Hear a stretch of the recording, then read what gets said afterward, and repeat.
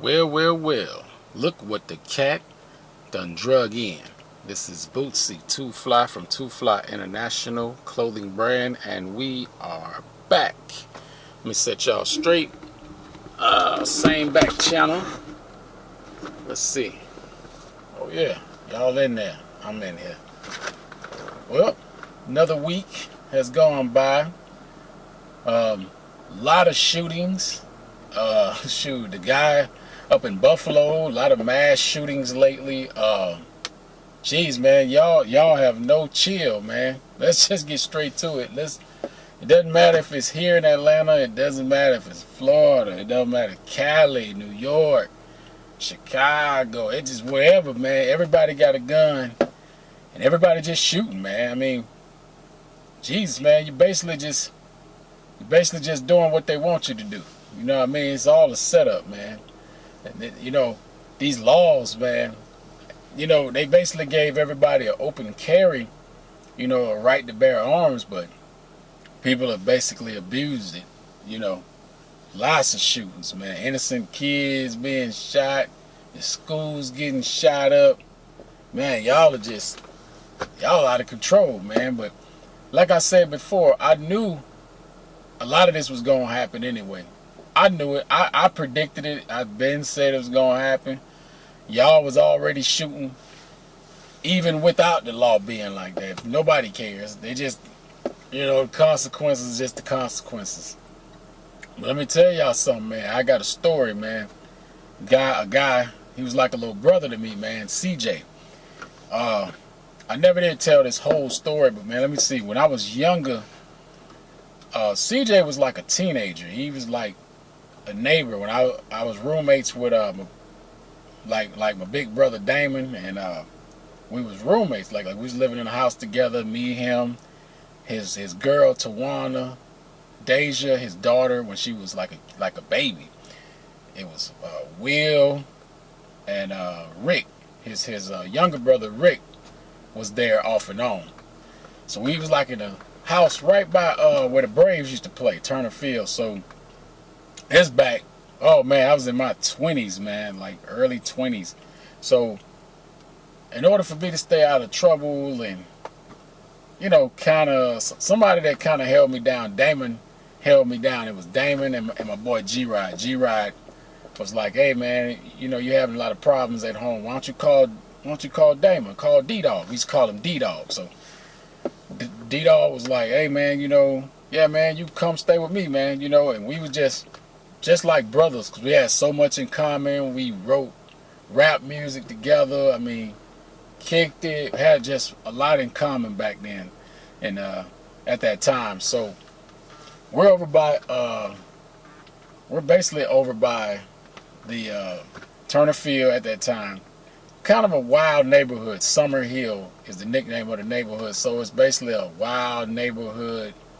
You know what I mean? And it was a guy, CJ, young guy. He lived right on the corner, where the dope boys was slanging at.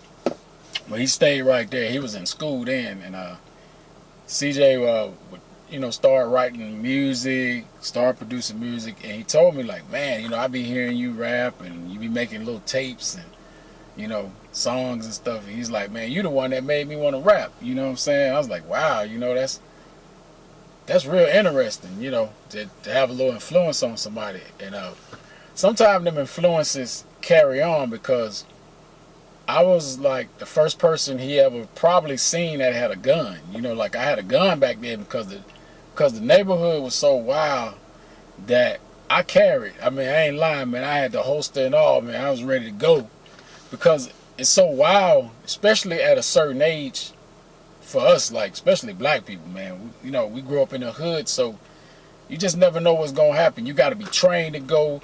You damn near got to be trained to kill if you got to. You just have to do what you got to do. You know what I mean? Consequences and all, you got to accept it all. But I showed CJ. I had like a little pistol. You know what I'm saying at that time, and CJ, I guess he was fascinated. So as he got older, I moved away. And I would see him every now and then, and we talked a little bit on the phone, and Damon kept up with him. But as time go on, he pretty much was a young man at this point. I was getting a little bit older, chasing my 30s. He was in his early 20s. And, he was in and out of relationship, in and out of relationship. And so, as time went on, I just didn't hear from him anymore. And Damon told me that he started gang banging, you know what I mean? Like, so we had our own little crew. It was OCF, you know what I mean? It's called OCF. We have our own little crew. We had our own little clique, you know. I don't really know how. I guess CJ went off to college, you know what I mean? So he went off to college at this point, and I want to say he may have went to, I don't know if it was maybe Albany. So he didn't start selling drugs and pills and weed until he got to like Albany. So he gets to Albany and he starts selling weed and just getting to fighting, all kinds of altercations. And it's weird that he would go to college and that's when all this really started. But he is a product of the environment.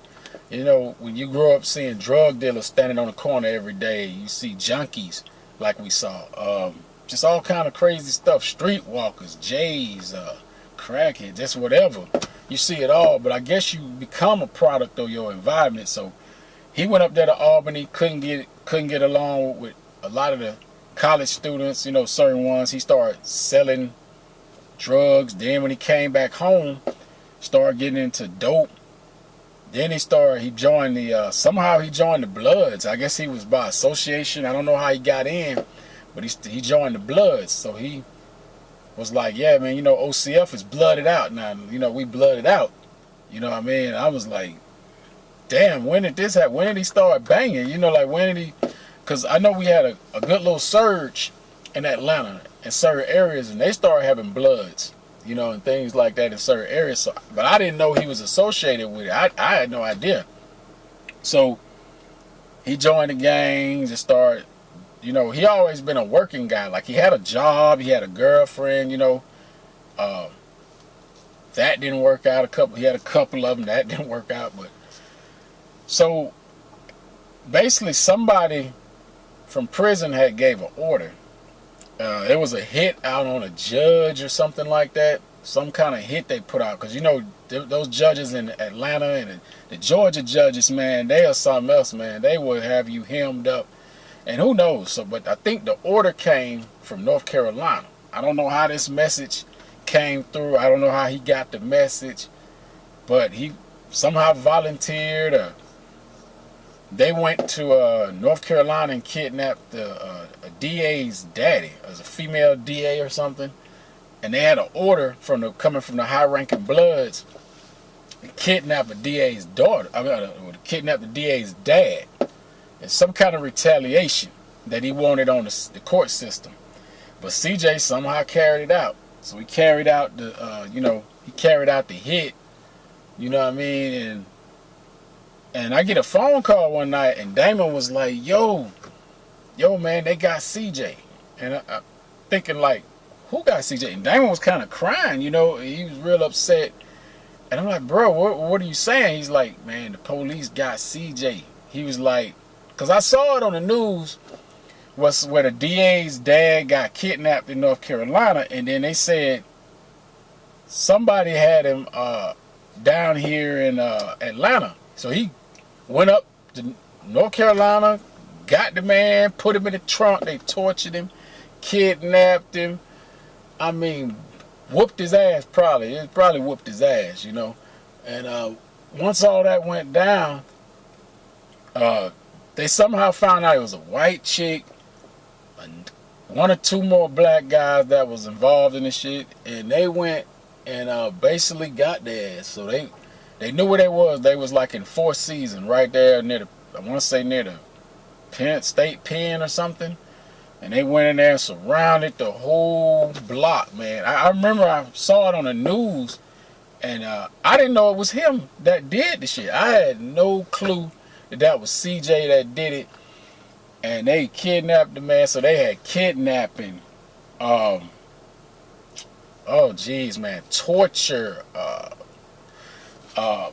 And CJ had a couple of altercations from what I heard somewhere else. And you know, they locked him up. He had been in there for years, man. He was like a little brother to me, and I was like, damn. So I never knew how his case was going. I didn't really know. You know, I just had to check with Damon, and Damon actually sent me some footage. Maybe this had to have been sometime last year, or maybe even early this year. I say last year at least. And come to find out, okay, they shipped him up. I want to say to North Carolina, somewhere up there, and apparently he had another altercation somewhere in South Georgia, and I remember they say he had shot at somebody, but they found the gun when they finally arrested him. They found the gun, and when they found the gun was used in a murder, I guess a murder case. I guess whoever he shot at, he shot him and he killed him. So I saw the footage when he went to court. They actually gave him life. And I was just shocked, like, damn, like this dude is smarter than that. You know, I'm thinking, like, damn, man, they got CJ, the youngest member of my clique. One of the youngest members of my clique, man. Like, when you see him like that every day, it's unexpected. You know, like you don't know what people are actually capable of. I couldn't believe it. I was like, damn, they gave my man life. Like, he ain't never getting out. That man can't never see the light of day because he got murder charge. Now he got a murder charge. I mean, you got all the capital felonies. I mean, you got murder, kidnap, torture, who knows what else, assault, assault with a deadly weapon. Who knows, man? I mean, like, you got to think, man, are you really just going to throw it all away to be joining, join a gang? Or because once you in, you in. That's it. Once you in, you in. It's hard to get out of a gang. It's hard to get out of a clique sometimes. They don't, they live by a different set of rules, man. You know what I mean? So these are, I'll say definitely a different set of rules, man. And it's that, it's just a setup, man. It's all about if you can either be your higher vibration or you can be your lower vibration. I guess he chose his lowest vibration, but that cost him his life because he never see the light of day, man. I mean, it's life. I don't, possibility of parole or hell, I don't know. But once you get that charge, man, you are done. You can never see the light of day. No parole. They never said nothing about parole. Nothing like that, man. But all you young cats, man, y'all think it's a joke, man. Y'all out here. I mean, you got kids out here like saw yesterday. I was at Southside. I was on Camp Creek. And a bunch of young folks up there fighting. And I said, damn, man, I'll probably see this shit on the news. It was like a bunch of them. Just like they couldn't wait to get out of school. It's hot. The gas price is high. I don't know what's going on. Something in the water. Something in the water. But man, these cats is just out. They killing like it's killing season. Like it's just nothing to it. Like, I'm telling you, they going to get your ass in that courtroom and they going to front on your ass and you going to be stuck. You're going to be like, damn, bro. Damn, why I do that? You know what I'm saying? I should have did what I did. I mean, it's funny when you're showing out for a bunch of people and you trying to get a rep and you thinking them same folks going to be there with you, but they not. They might lock you up. They might lock your partner up. And all y'all gonna be separated. They gonna separate your ass. You gonna do that bid. You gonna do that bid by yourself. You got to hold your own on that bid. I'm telling you. You think it's a joke? Got these guns. They gonna lock your ass up. You gonna be looking crazy, man. My man CJ, man. They gave him life, bro. Ain't no coming back from that, bro. Y'all keep playing these games, you're going to win stupid prizes over and over. I'm telling you, he ain't the last one. He ain't the first and he ain't the last, bro. We're going to come back, part 2. I'm going to tell a story about a chick I know, Belinda. Definitely worth listening.